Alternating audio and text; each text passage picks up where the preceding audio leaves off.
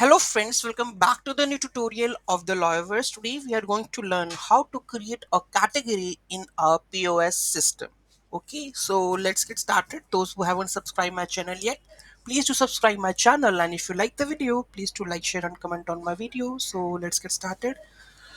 So here the project is on the Node.js. Okay, so I'm requiring the Axios and this is the API base URL. Okay, and this is the API key that I get from the POS app integrations, right? So this is my create category function. We require, this is the post API. Okay, the categories, you need to pass the name and the color. Okay, so whatever the name of the category you want to add, you can add, and the color you need to pass. Okay, the headers should be authorization, bearer token, and content type to be application JSON. Okay, if the category goes successfully created, then it will respond the data, else it will show you that error creating the category and the response. Okay, then call the function create category. Let's try to hit this one.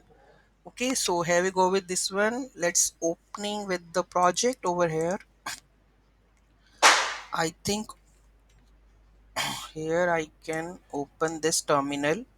Okay, node Loyverse ly. Okay, let's currently how many categories we have. So let's see first, and here we have the inventory